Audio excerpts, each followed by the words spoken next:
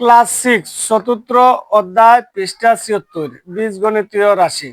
অর্থাৎ আজকের ক্লাসটা তাদের জন্য যাদের শুধু বীজগণিতে হাতে করি, অর্থাৎ বীজগণিত শুরু। যেমন আমার হাতে আছে এখানে একটা কলম, যদি যোগ দেই আরেকটা কলম, তাহলে কয়টা কলম হইল? দুইটা কলম। একটা কলমের সাথে আরেকটা কলম যোগ দিলে দুইটা কলম। তেমনি ভাবে একটা এর সাথে যদি আমরা যোগ দেই আরেকটা এ, তাহলে কি হবে? এ প্লাস এ, অর্থাৎ একটা এ যোগ আরেকটা এ যোগ করলে কি হবে? 2a। তেমনি ভাবে যদি একটা বির সাথে যোগ দেই আরেকটা বি, তাহলে কি হবে? 2b। এই জিনিয়া, একটা বি যোগ আরেকটা বি যোগ আরেকটা বি কি হবে? একটা বি যোগ একটা বি যোগ একটা বি, তাহলে 3b, তিনটা বি মানে 3b। এখন যদি আমরা দেই 2a যোগ a, তাহলে কি কি হবে? 2 এর সাথে a যোগ করলে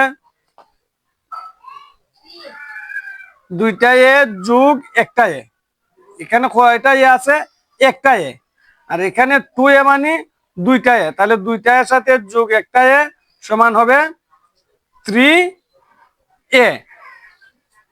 আচ্ছা, এখন যদি আমি 3a যোগ 2a, তাহলে কি হবে?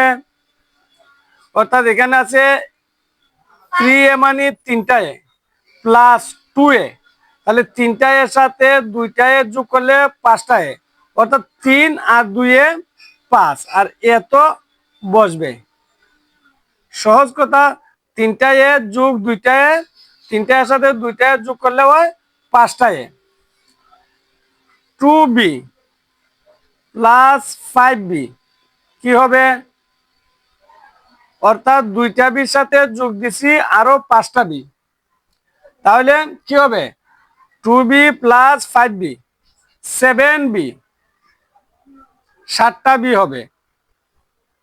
আচ্ছা, 5a প্লাস 3a কি হবে?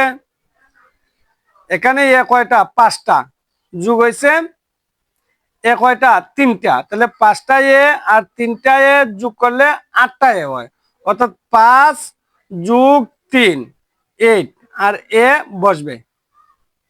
পাঁচটা এ যোগ তিনটা এ সমান আটটা এ।